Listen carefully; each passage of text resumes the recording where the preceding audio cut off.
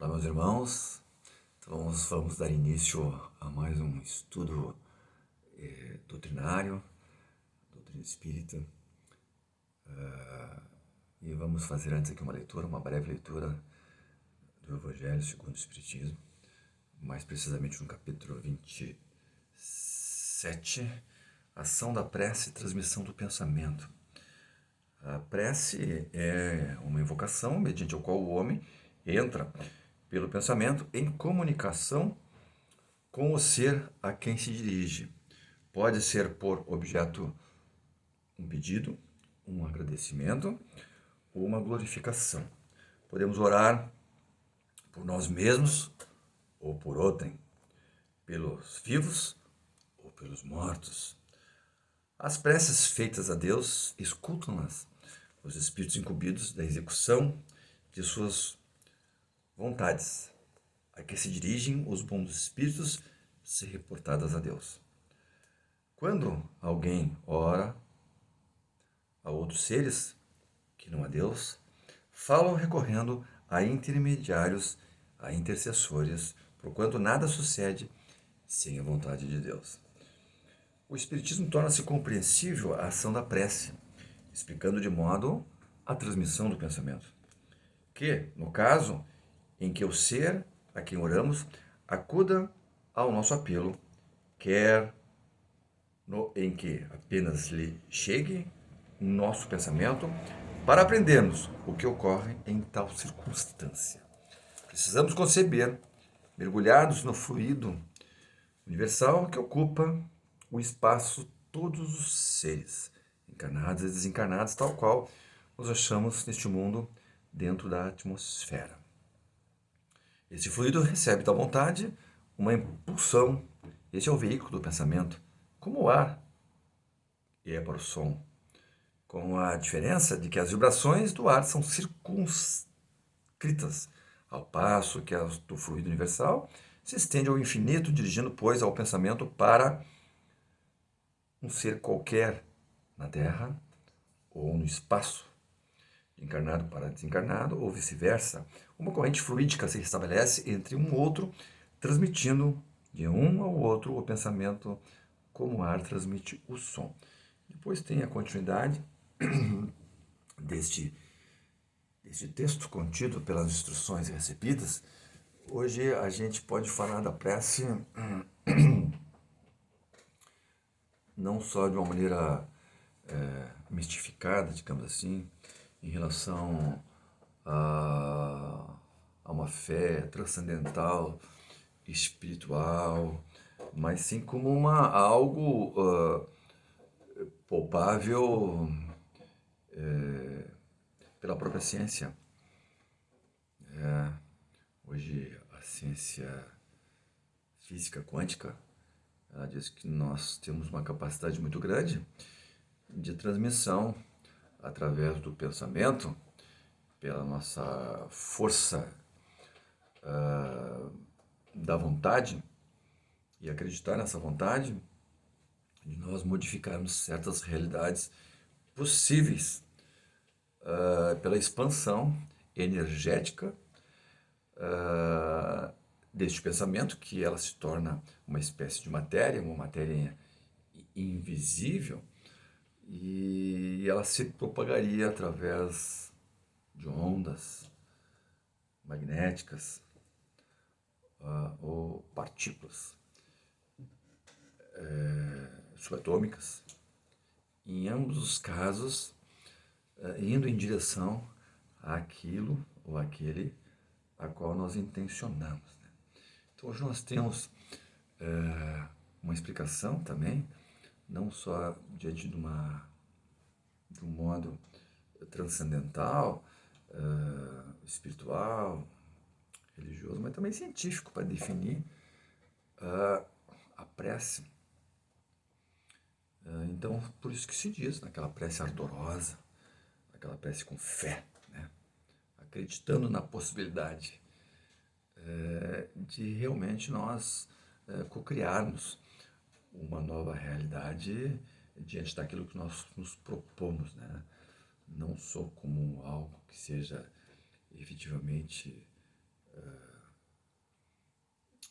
vontade, mas também que seja salutar ao indivíduo ao qual nós emanamos, né?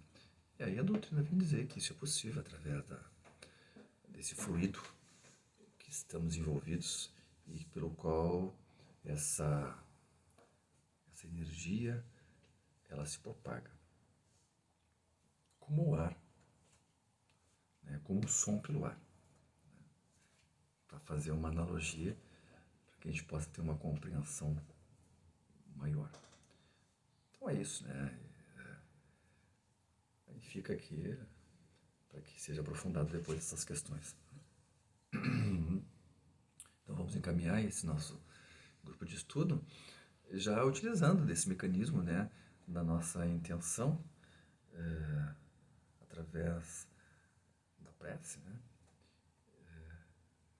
Que a prece como foi dito, é um pedido também, além do agradecimento, né? Além de glorificarmos, né, de estarmos aqui nesse momento e sabermos que somos uma pequena centelha deste algo maior, Criador, para que possamos assim compreendermos da melhor maneira possível instruções, educação, conhecimento, né? Abrindo a possibilidade para os mais céticos, que pode ser uma verdade, porque cada vez mais estaremos abertos a uma expansão da consciência para que possamos, sim, nos conhecermos. Essa realidade que é tão imensa, né? Que se descortina diante de nós, cada vez mais que nós nos propusermos a ser receptivos a instruções pela qual nos possa contribuir para um entendimento maior. Então, que assim seja. Hoje o tema é a identificação das fontes da comunicação mediúnica. Nós já vimos aqui anteriormente que o médium, né, aquele que utiliza a capacidade dele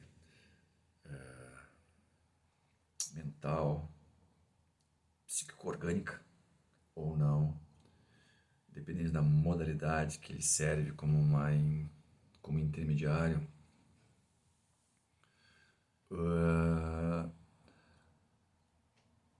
ele às vezes ele entra em dúvida, né? Se a fonte, aquela que diz que seja para que ele possa passar a comunicação, se realmente ela é fidedigna, né? Ela é fiel em relação àquilo que está dizendo que seja. Então essas fontes de comunicação mediúnica vai depender muito, como nós já vimos anteriormente, da preparação do estudo do médium, para que ele possa ter com a educação a capacidade da compreensão para verificar se aquilo realmente que está sendo dito corresponde a uma verdade, se realmente você pode confiar, ou não é um embuste, né? E ele está sendo mistificado, ou está sendo enganado, né? Porque como a gente comenta, né? E quando se debruça num estudo doutrinário, se nós acreditarmos que realmente essa possibilidade de comunicação, esses mundos, nosso mundo e no mundo invisível, dessa energia que ela permanece íntegra, as coisas se dão por uma continuidade. Então, o que eu sou permanecer sendo. E esta permanência, embora expandida, né, ela vai se expandindo com os poucos, mas eu vou levar o que eu sou daqui, o que eu acredito, o que eu sinto aqui, né? É aquela coisa assim que a gente diz, a gente nós vamos se desnudar, né? Não vamos mais nos enganar e nem enganar ninguém. Nós vamos ser efetivamente o que nós somos, né? Então, assim como tem espíritos superiores, espíritos realmente que estão a fim de ajudar, contribuir para que podemos evoluir também e nos elevarmos, tem espíritos que não têm esse nível ainda e podem se valer da comunicação, dependendo do grau de inteligência, passa mensagens para médiuns que não correspondem à verdade. Por isso que o médium deve ter uma boa educação. A educação também não é só o modo pelo qual ele pode se prevenir. Ele tem que ter também uma elevação moral. Porque tudo é sintonia magnética. Como nós dissemos, são energias que vão se vincular por atração magnética, de afinidades. E é evidente que o médium preparado e estando com uma moral elevada, ele vai saber distinguir. E essa distinção ele vai ter já nele mesmo, pela essência dele, até no modo de ver as coisas, de tratar aquele que está comunicando, como ele vai poder reparar, né? Ele vai poder separar o que é uma comunicação possivelmente inverídica e uma comunicação eivada de veracidade, de conteúdo. Porque nem sempre um espírito que se apresenta como espírito superior, ele assim o é. Ele pode ser um espírito intelectualizado, mas ele não tem uma moralidade ainda. Então ele vai vir com um modo de falar, de se comunicar. Ele vai vir preparado, né? E vai até poderá surpreender o médium e enganar um médium, né? Como já tem na literatura, né? O próprio Chico Xavier, uma vez ele conversando com o mentor dele e disse: Emmanuel, tu viu o que me passou hoje? A comunicação? Tu viu quem estava aqui? E o Emmanuel disse para o Chico: Chico, tu acreditou, Chico? Olha só, então se o próprio Chico Xavier era passível, embora devia ser quase impossível, mas acontecia, né? De ele poder estar passando uma comunicação que não representava realmente aquele espírito. E uma das ferramentas, digamos assim, além da moralidade, da educação do médico, é ele verificar pela essência, né? Essência da comunicação. E essa essência da comunicação diz muito com o que está sendo dito e não as palavras que está sendo utilizada, né? Mas sim o que está sendo realmente falado ou comunicado, né?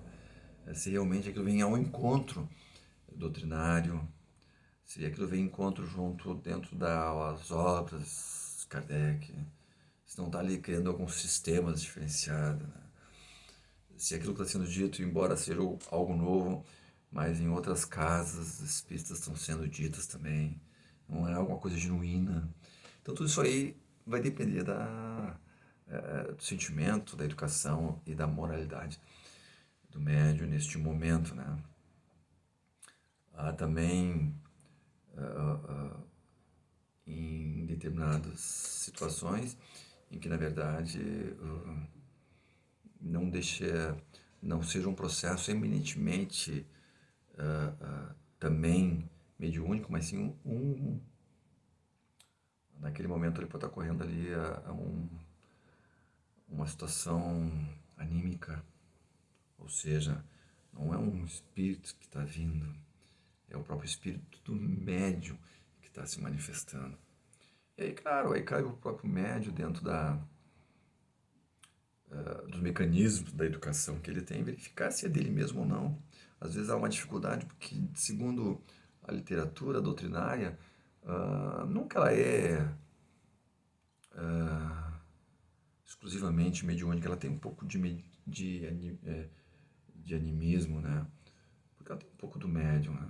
Até porque há um processo que é utilizado, o conhecimento, a inteligência do médium para passar determinadas informações. Quer dizer, como tudo na vida, né? Eu preciso de uma roupa que caiba em mim, né? Então, se o espírito quer passar uma informação, eu preciso de algo que caiba em mim, que possa, né? Ele vai usar aquele instrumento, né? Eu preciso tocar um som, uma determinada música, eu preciso daquele instrumento para tocar aquela música, aquela canção, senão eu não vou conseguir passar. Então, e o médium pode se reconhecer, né? Ali, muitas vezes, não, mas é o que eu penso, é o que eu penso. Então ele faz um processo para ver se as coisas vêm mais ou menos repetidas, embora os assuntos sejam diferentes, mas vem mais ou menos ou o assunto muito repetido, ou o modo que é escrito vem muito repetido. E aí pode ser que não seja somente do médium, mas também de um espírito que se apresenta com outros nomes e é o mesmo, dando a mesma a maneira de passar, porque cada um tem um jeito de falar, de conversar, de se expressar, né? E assim acontece também com os espíritos, né? É como eu falei no início, quer dizer, é uma continuidade, é nós numa outra energia sutil, né? Que intenciada, né? Dando continuidade. Então esses mecanismos o médium tem que estar sempre atento, né? E verificar a possibilidade de, naquele momento ali, ele está contribuindo, o espírito dele está contribuindo, aí fica uma coisa repetida, né? Utilizando, impedindo inclusive a passagem para que outros possam se comunicar. Claro, então ele vai verificar através da linguagem utilizada naquela comunicação se aquilo né, tem algo ali que possa, não digo desmerecer, mas duvidar, né? E a dúvida daí não tem nenhum problema do médium ter essa dúvida aí, porque faz parte justamente para que ele possa operar esses mecanismos de segurança, né? Por exemplo, um espírito que chega aqui dizendo que é um espírito do passado e fala uma linguagem atual, moderna, utilizando gírias, né? Então, opa, o espírito está dizendo que é um espírito que veio lá do século passado, enfim, e não está utilizando um modo de falar muito atual. Isso é a mesma coisa com pessoas que chegam para o médium dizendo que são parentes de algumas pessoas. Então, há esse processo de verificação se realmente há mecanismo de perguntas, há mecanismo para fazer se realmente ele tem um conhecimento da família do indivíduo que está dizendo que ele é parente, que ele é um tio, se é um pai, se é um irmão. Então tem esses mecanismos que o médium não precisa entrar num processo de credulidade e achar que isso aí não pode ser. Não, ele tem sim que fazer esses exercícios de averiguação para ver se realmente aquele espírito ele é aquela entidade ou não. Ou espíritos que se dizem que são espíritos de estirpes elevados, se anuncia com um nome. Se aquela mensagem está sendo dada realmente pelo estudo que o médium tem, se aquele espírito diria aquilo, se realmente vem ao encontro doutrinário. Né? Então esses mecanismos eles são importantes que o médium faça sempre para ver se realmente a, a fonte ela é passível de se acreditar que aquela mensagem dada ela é oriunda e tem como fonte geradora um espírito efetivamente que se diz, e aquela comunicação ela realmente ela representa verdades daquilo que está sendo dito, né? Então esses são os mecanismos, né? Em princípio para que possa gerar esta como fonte de aprendizado, né? E tanto para o médium como para o espírito, que numa tentativa de burlar a credulidade do médium possa se passar por outro e não seja. Né? Ainda mais nós que estamos aqui num momento, num estágio do nosso planeta denso e, e aqueles que orbitam aqui em grande quantidade são espíritos que ainda sofredores, que precisam ainda serem educados em suas ignorâncias. E aqui eu falo ignorância como desconhecimento das coisas, né? E ainda trazem ainda em seu coração muito materialidade, egoísmo, né? Vaidades, orgulhos, né? Então, e isto pode vir numa comunicação assim, fazendo-se passar porque não é, ou falando de coisas que não tem nada a ver. Então é isso, né? Assim, de uma maneira resumidamente, é digamos, é um dos modos, né, para a gente ter e saber que essas fontes elas devem ser observadas quando um médium está em um exercício. Outro fato também, o médium tem que saber que no momento que ele está ali exercendo aquele trabalho, se ele estiver num ambiente de uma casa espírita, né, sério, ele vai estar mais protegido, vai estar mais seguro da realização do trabalho, porque é um momento sério, útil. Não, ele não está ali num ambiente frívolo, um ambiente somente curioso para promover aquela comunicação. Por isso que se diz que a qualquer momento em que o médium ele evoca ou tenta se comunicar, ele está protegido sempre dentro de uma casa espírita, né? Que é o local apropriado onde as pessoas estão ali para contribuir e ajudar, né? Inclusive aqueles que vêm. E num outro ambiente se torna mais fácil aí o médium se mistificar. É o que nós vamos falar no próximo encontro, né? Que é as contradições e as mistificações doutrinárias. Então aqui uma vez eu escrevi de uma maneira poética para definir, para falar sobre as fontes de identificação dos espíritos, e eu escrevi desse modo. Nem sempre foi tarefa fácil para os médios irmãos em identificar a fonte da comunicação. Pouco importa o nome apresentado, mas o valor do recado dado. Se o espírito se apresenta com certo nome, o médium deverá observar o que responde.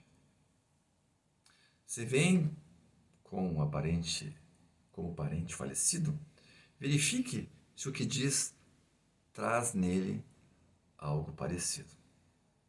Embora as informações trazidas podem ser de outros obtidas, pode ser